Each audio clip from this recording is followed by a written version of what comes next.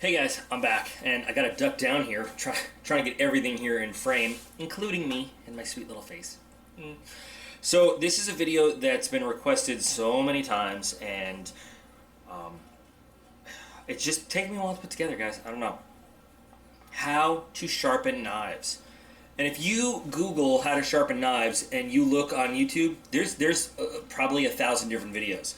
So I want to start by saying, I'm going to show you different techniques. I'm going to show you the only techniques. So, you know, in the military with training, we always say there's technique and there's procedure. Procedure is what you have to do. Technique is how you choose to fulfill that procedure. This is just my techniques that I'm showing you. This is just what works for me. You might, if you have some experience, might watch this video and say that's not how you do it, and that's fine. For example, some people when sharpening like to draw the blade back towards them. I like to push the blade away from me. Just, you know, and you'll see that in action as we go, depending on, you know, what I'm doing. There's lots of different ways to do lots of different things. So I'm not thinking or saying that this is the way it has to be done. This is just the way that I personally sharpen my knives. I'm not sure how long this video is going to be, or if it's going to be one part or split up into parts, but I'm going to try to show you guys as much as I can. So if you look around this table, and we're not going to be in this view the whole time, just for the intro here. I've got a work sharp system, right? An electric motorized sharpening system. I've got some basic pocket whetstones right here. I've got some of these fixed angle sharpening systems, small bench stone. I've got some Japanese water stones, which are actually some of the best sharpeners in the world. I've got one of these kind of multi-purpose whetstones. I've got a multiple grit diamond stone block, and I've got some Lansky systems to show you too, and a plain old ceramic rod, which has its uses. Also, I've got a little leather strap block over there. So lots of different ways, like I said, different techniques, different methods to accomplish the same overall goal, which is to put a nice sharp working edge on your blade. I will caution you, if you're watching a video like this, my video or any video, and you're new to sharpening, maybe get a cheap throwaway knife to learn the techniques and to learn the process before you go to town on a knife that is maybe your favorite or an expensive one or the one that you like to carry the best. It is very easy when you're not familiar with what you're doing, or you're not good at it, or you've just started, to destroy your blade, because by the very process of sharpening, we are cutting metal away, right? We are grinding metal off that blade. So in this video, I'm going to go through some of the techniques that I use on my own knives, on customers' knives, when I'm making custom knives, or when I'm you know, redoing a knife somebody has and customizing it for them, or pimping it out, or whatever you want to call it. I'll talk about some of the pros and cons of each one of these different sharpening methods here, and some of the things that I always keep in mind when I'm using them. And, you know, hopefully maybe you pick up some tips, or, you know, you'll share some with the group in the comments, whatever, and it won't be overly boring. I've got a selection of different blades that all have some, you know, easy points and challenging points to look at. We could talk about how to sharpen all these different, you know, edges with their little weird features as we go. I hope you guys will enjoy this, and let's get going. All right, so the first thing I look at when I'm going to sharpen a knife is I take a look at the blade I'm working with, and I figure out, number one, how dull is it? How much work does it need? What kind of work am I going to do? Because there's sharpening and there's honing. Honing is putting that, you know, that final touch, that taking a sharpened edge and making it just mirror shiny, shaving sharp, you know, finishing it off. Sharpening is actually when you take an edge that's become kind of dull and lost its cutting ability, and putting that angle back on it, putting that cutting surface there. You don't have to hone an edge. You can sharpen without honing, but think of them as two separate processes if it helps you. We sharpen a knife and then we hone the edge to make it absolutely as blistering sharp as we can. So when you look at the blade, number one, you're looking at the shape. You also want to take into account the kind of steel it's made of. If you're dealing with something like Maximet, which is a really tough steel, remember, the harder the steel is, the better it holds an edge, the harder it's going to be for you to sharpen that knife to put an edge back on. Because a knife that holds its edge longer has a stronger steel molecularly, you know, like in terms of how hard it is to mess with the surface of that steel. So it goes both ways. Now a weaker steel, sure, it's going to be a lot easier to knock that edge off, but you're going to put an edge on in just a few passes over whatever stone. But again, you're going to be doing that more and more frequently. Looking at the shape of the blade is important.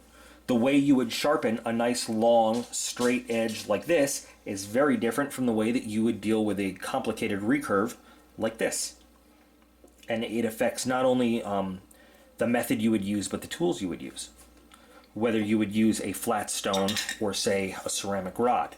If you're good at it and you know how to use this motorized wicked edge, you know, that's super great for something like this. Maybe there are those out there that are really good at using a motorized belt for a recurve like this. I'm not one of them. I would never do that. So those are things to consider. And then the final factor is, again, going back to just how dull is your knife? How much work do you have to do? If your knife already has a pretty decent edge, it just needs a little bit of refinement or a little bit of honing. You don't want to take a really coarse stone and start grinding metal away when you don't need to. If it's already got the angle there and it's already relatively sharp, you just want to refine that edge. You just want to go to your very fine stones, maybe skip straight to the stropping step, you know, whatever. But you want to have a sense of where that edge is and where you want to get to with it. There are some knives that are made, you don't want them super razor sharp. Some steels are kind of brittle, and when you make them very thin and very razor sharp, they have a tendency to chip. So a little bit of knowledge about your steel, about your knife, about the blade shape and what kind of cutting that blade shape is intended to do really helps you out when you figure out how you're going to use all your tools. Once you're familiar with the blade shape, the blade type, and what kind of work you want to do, then you can start looking for what kind of tools you're going to need to keep this knife sharp. And so now I'm going to go through some of those tools. Some of the options, there's so many options for sharpening out there, but I'm going to cover a good portion of kind of what's out there. So even though I'm not a big fan of them, I'm going to start with these fixed angle sharpeners. Because if you are a beginner, you don't have a lot of knowledge or a lot of skill maintaining a proper angle with a knife on a stone, or maybe you just need to do a real quick pass and you don't feel like investing the time, I'll say it, these could be a good option for you. Now, my problem is, again, if you don't know how to use these, they can really mess up your blade. With a lot of them, you're limited to the specific angle they provide. So, for instance, this one, I'll use one of my knives, so I'm not messing with. I have a viewer who sent in some knives who would like to see his knives in this video for when I sharpen. These rods, they have no give. So the angle they're set is it. Not every knife is sharpened to the same angle. Not every edge is sharpened to the same angle. If these are at, say, I'm not just throwing this out there, if these are at 30 degrees, but your knife is a 23-degree angle, you're not matching up as you're sharpening. So you can, A, do nothing at all, and you're just grinding away metal around the bevel there. Or you could do damage. You could actually be making that edge, now changing the whole angle on your knife and not actually sharpening it, because you're not getting the right angle there. You're not matching the angle that's on there. Sorry, my words do not come out the way I want them to tonight, but I think you know what I mean. So it's important to know, specifically when you buy something like this, what angles are they set up at? Lansky makes one of the best, if I am going to throw down and say, one of these is good. On the Lansky one, they give you a variety of angles. 17, 20, 25, and 30. Some of the most common angles that you'll find on knives. And then they give you this ceramic, well, they call it a bench stone, but it's not really a bench stone, but just a ceramic edge that you can either freehand with or use for serrations or something like this. This Camillus one, it gives you preset angles for shears, for scissors. If you have a small knife blade though that'll fit in there, you can put your knife, it'll fit into the 20 or 30 or 45 degree and sharpen.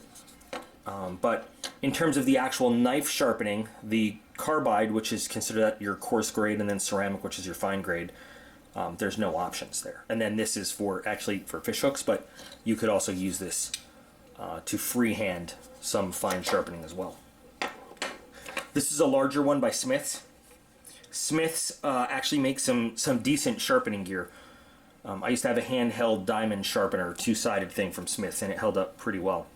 So this again has a carbide and a ceramic coarse and fine sharpener, and then it has kind of a butcher steel in the middle. Now the butcher steel has a little bit of give to it, so if you have a larger knife and you can press down, it will kind of guide the angle for you a little bit. It'll give to your angle just a little bit, and butcher steels don't work exactly the same way as a sharpening stone does. This is not necessarily going to grind metal off of your blade as much as what it is doing is aligning the metal that's on your blade. It's a complicated difference. It's a technical difference. And I kind of got in an argument with somebody before, and really I should have just been like, yeah, you're right. I'm not going to argue over whether it's sharpening or aligning, because when you align the blade, it gets sharper. But if you want to be really technical, you're sharpening with your ceramic and your carbide. You're aligning your blade steel with the butcher steel. So this is a nice one, though, just because it gives you a good grip on it. But like I said, the problem is, you have no idea what angles these are set at, and if your knife is not that, you can end up reprofiling that knife by accident. You can do a lot of damage. And the way that these work, a lot of people put their knife 90 degrees square into it, and that'll do damage to your edge. Because if you think about it, if you look, I mean, if you're putting it right against there, you're grinding that cutting edge against that surface. These are meant for you to put at an angle. That's why there's cutouts here. You're supposed to be cutting at an angle so that the steel catches on the edges of these angle guides, and they are scraping metal off of the blade. When people who don't really know what they're doing and I've seen it, put it right down there, imagine this. Imagine, in a close-up view. So imagine if I just take these two stones like this and I make a groove. If I'm throwing my knife in the middle, right there, I'm pulling my knife along the very surface that's designed to grind steel. So I'm actually being totally counterproductive to sharpening. I might be making some nice grooves and profiling on the sides, but I'm actually potentially doing damage to the cutting edge. So take a little bit of time, watch some videos on how to use these fixed angle sharpeners. If you're going to use them, know what you're doing. Get one that gives you some options, so that you're not slaved to whatever the hell Gerber decided is the proper angle, because I honestly have no idea what this is. It's either 25 or 30 degrees, somewhere between 20 and 30, I don't know. I should also mention that on this Camillus one right here, got this one at Walmart, very reasonable price. They also throw in some Torx wrenches for you too, and a pry bar / flathead screwdriver. So good all-purpose knife tool right here. Maybe for a go bag, maybe for just camping, where you don't want to go through the whole procedure of sharpening, or you're new to it and you're not good at eyeballing those angles and stuff like that. These come in so many different shapes, sizes, and flavors, though I can't even begin to cover it. These are just ones that I have, and I have used this one, for just minor stuff, like I said. And you might have seen this. I have a video from a while back about field expedient sharpening. How do you sharpen when you don't have a good dedicated sharpening stone? Just a couple different methods. I'll put a link to that in the video description of this, or as many parts as it takes, because that's some interesting little ideas. But again, I like this just because it gives you options. The other ones, I've used this on kitchen knives, just the butcher steel, not so much these other ones. But that is how I feel about those. So those are your fixed angle sharpeners. Butcher steels, so like the large versions of these, or ceramic rod sharpeners, are again two different things. So a ceramic rod is taking steel off your knife, whereas a butcher steel, it may remove some metal, but its goal is to align the edge of the knife, not so much to shape it and to hone it the way that a sharpening rod does. So two different things that you're doing there. So remember, butcher steel, aligning your blade and kind of removing those jagged edges, realigning that steel. Ceramic, carbide, and actually sharpening stones, we're removing metal from the surface of the blade and reshaping the bevel. That's what we call the little cutting edge over there. What these shapes, though, are really good for is when you have complicated surfaces, like a recurve like this. Obviously, trying to sharpen a recurve on this stone, and you can see right there, there's areas you're not going to get. You can do damage to the blade, or you might just have really weird uneven sharpening. And a lot of people just don't think of this. They don't consider, like, they look at something like this, and, you know, I had this talk a lot with people with this by Off-Grid Knives, the Hawkbill Tonto, which turns out is a really great knife, but they're leery of sharpening this shape right here. It's really easy with a ceramic rod. It's so easy to get that entire surface right there with something as simple as a ceramic rod. No problem whatsoever. Lansky, we're going to get to the Lansky system and explain how it all works in a little bit.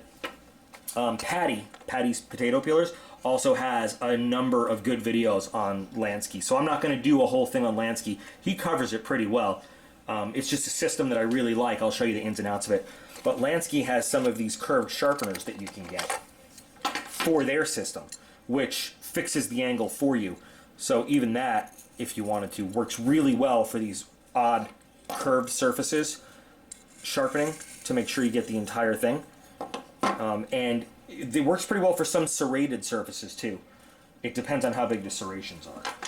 There are specific serrated sharpeners. I don't have one in front of me. They're very small. They taper to a point. They look like giant metal toothpicks almost, or giant ceramic toothpicks for getting into serrated areas. I don't have one. But you can look that up, serrated sharpening rods.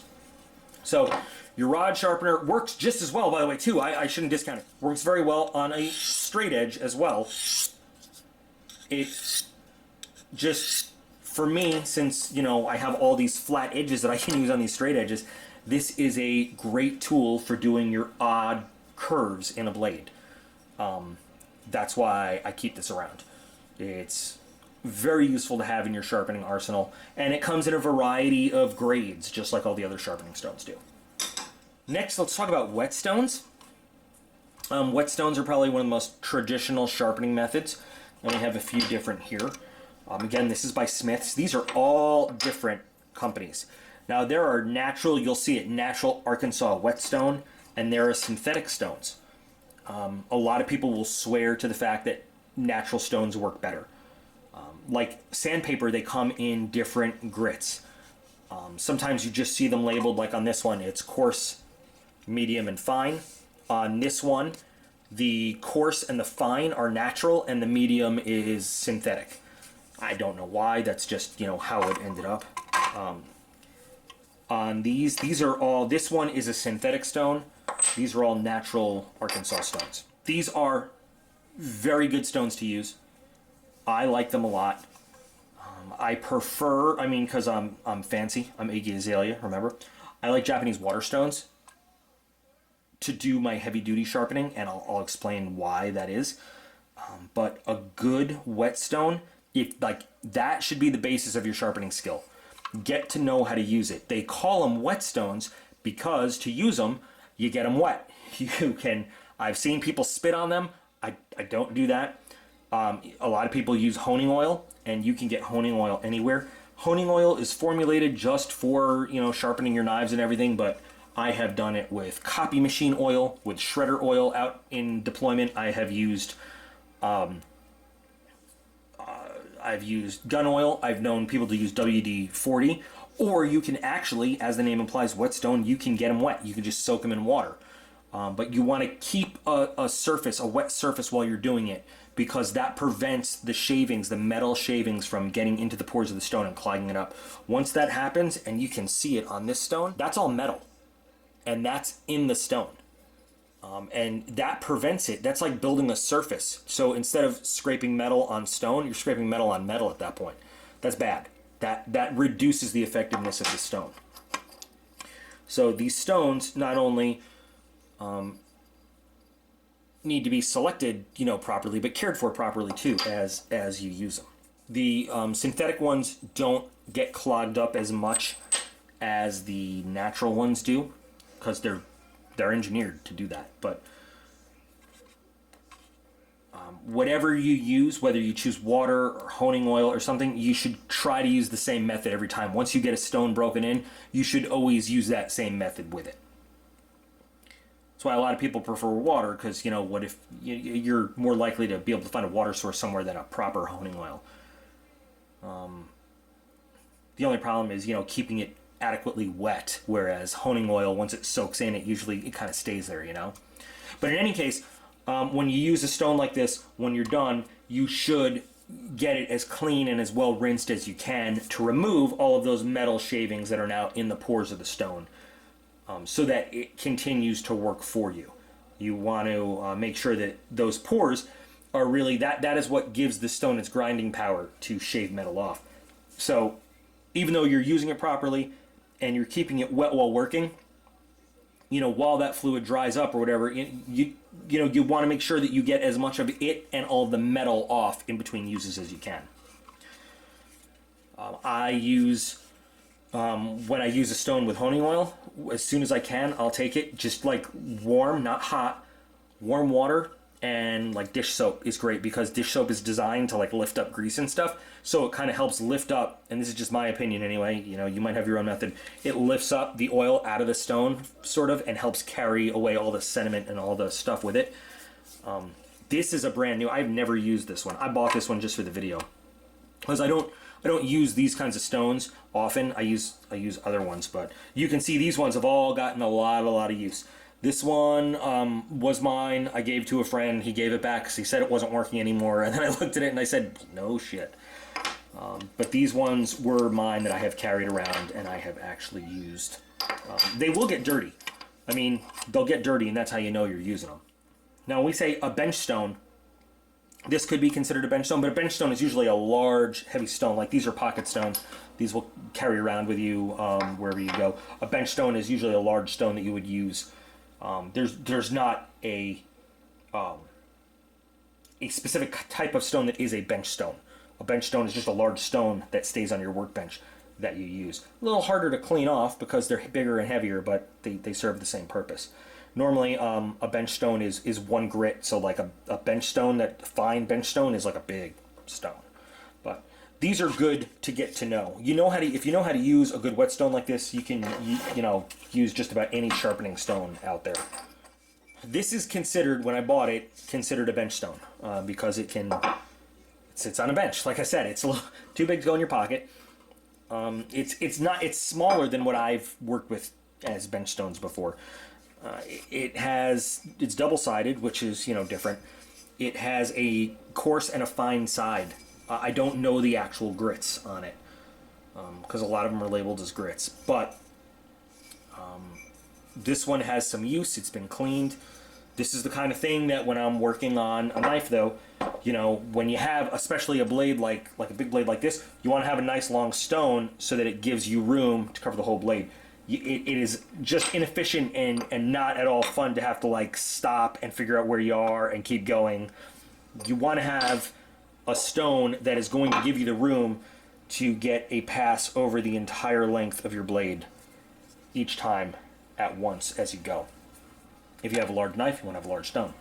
If you're carrying, an EDC-sized pocket knife, something like this, just about any of these stones will do, because any of these should give you, and this being a Tonto, we're going to do 2 passes, 1 for each side, but it should give you about the length you need to get 1 good full pass on each side before you need to turn it over. A lot of people love diamond sharpening stones.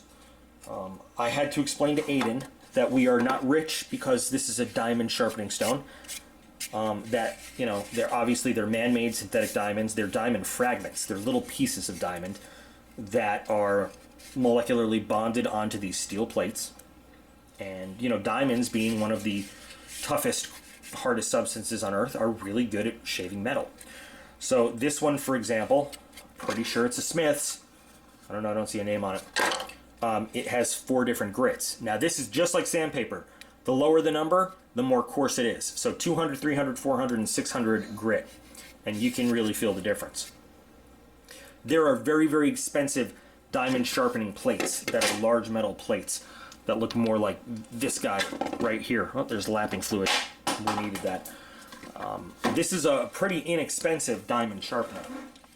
Even though it's got 4 different grits to it, and it comes in this nice big block, what makes this one more affordable is that you have very thin metal plates that are affixed to this plastic base. This is good and bad, and I didn't know this at first. I kind of learned this over time from somebody much smarter than me. So just like with any other sharpening, you want to keep this surface wet and fluid as you're doing your sharpening. Oil is good. You can use oil. Some people say you can use water too. You absolutely never, ever, ever want to use water on one of these types of diamond sharpening stones. If I bring it up close, you can see this is like down in there. Over time, even when you dry it out, water can seep underneath this metal plate in between these little plastic areas and can start to, you know, as it expands, contracts, can start to separate your metal plate from the base, and even worse, can cause corrosion in there, which can then actually be lifted up by your knife as you're going. A lot of people do use water on their diamond sharpening plates because, you know, it's an easy way to sharpen.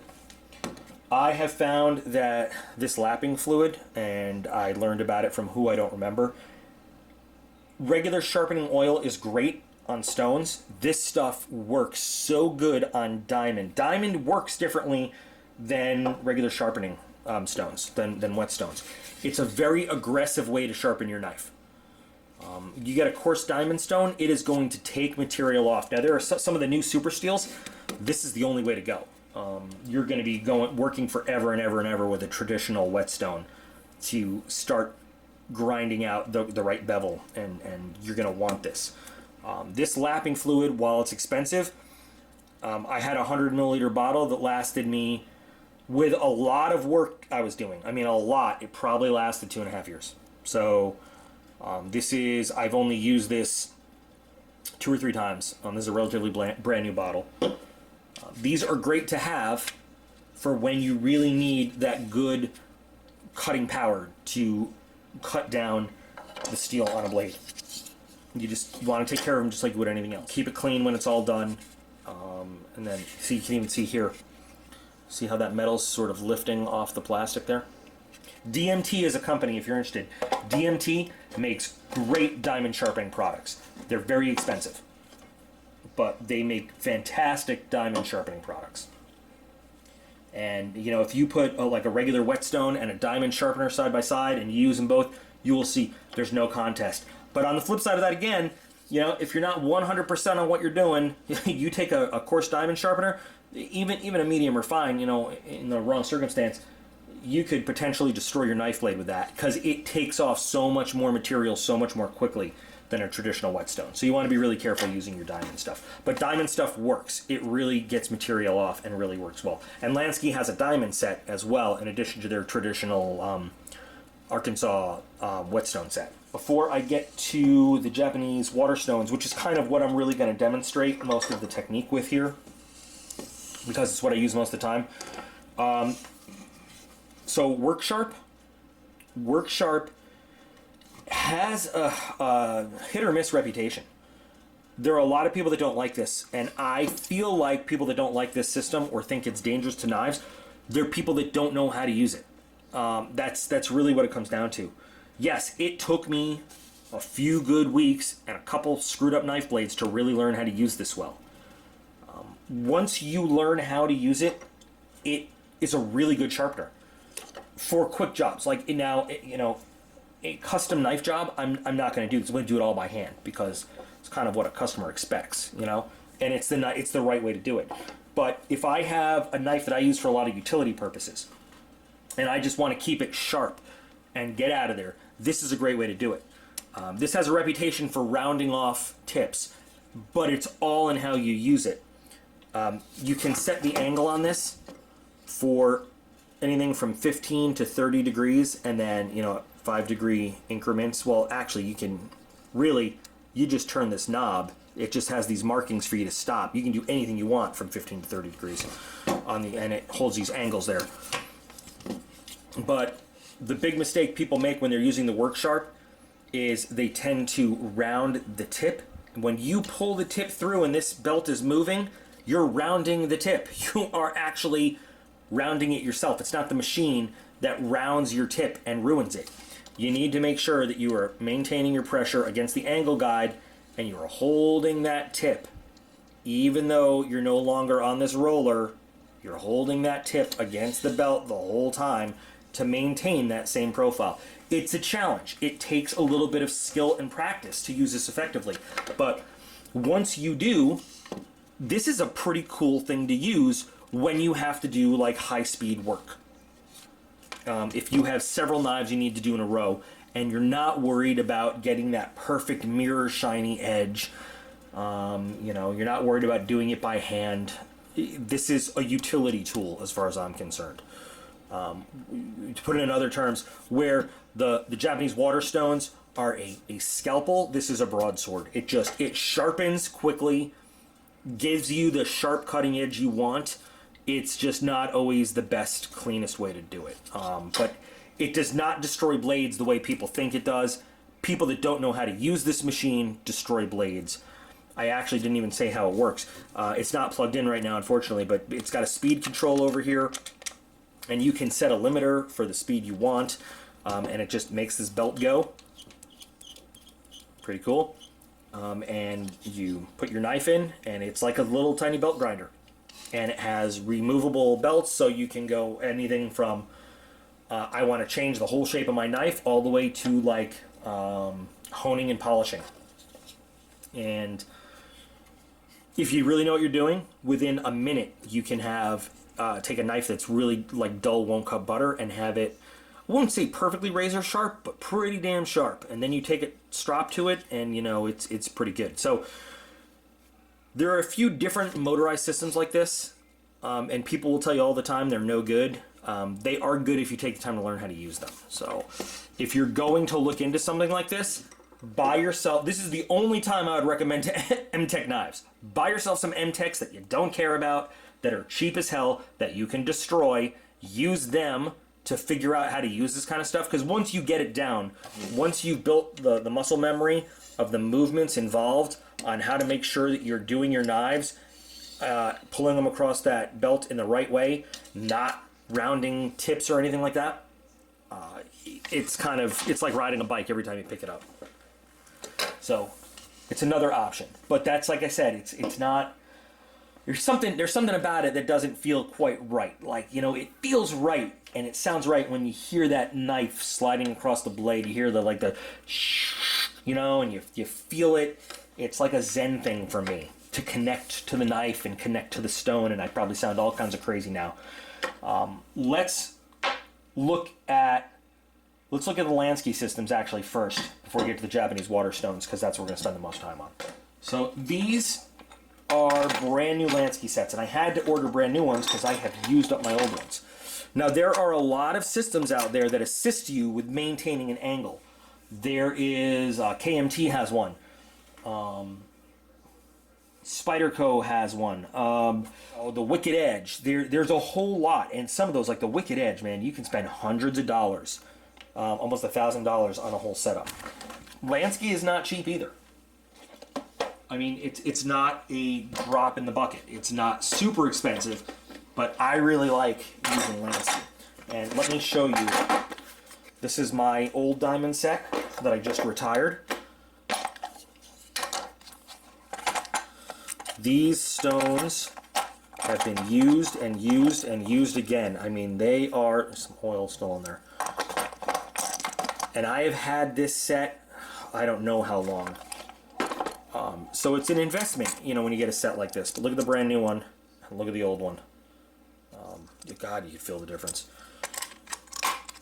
You take your rod, you put it into the stone, put it on a flat surface so you can get it lined up correctly, and you lock it down. Screw this part down. I don't have a screwdriver with me. And then thumb screw to hold that tight, and then it gives you choices of 30, 25, 20, or 17 degrees. Basically, your angle is fixed as you sharpen that knife blade. And as long as you're maintaining that angle, you know, everything there is going to be nice and even. And it has it on both sides, so you just turn it over. Something I like to do when I'm really doing this, because this isn't really tightened that much, I like to take a little blue paper towel or something and put it in there just to prevent any kind of scratches on the knife blade. Lansky is great if you need to reprofile the edge, because it will give you that exact angle you want to hold on to. So if you use your coarse diamond stone, you can set any of these 4 angles perfectly. It takes you a little bit of work, but if you want to change the angle on that knife, it'll do it pretty quickly.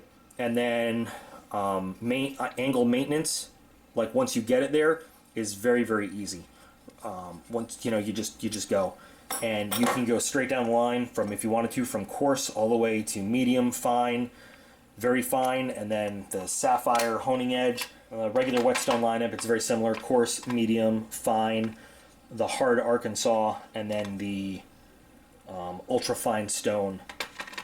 So all that's there. And then, like I said, this one over here, the rounded stones, just for things like this kind of blade. So if you wanted to use Lansky on a blade like this, you have that option. Stuff like that. Lansky is really good. Now, Lansky, like I said, is not cheap. I'm not exactly sure how much the full diamond set goes for. Usually the diamond set is 4 stones, not 5.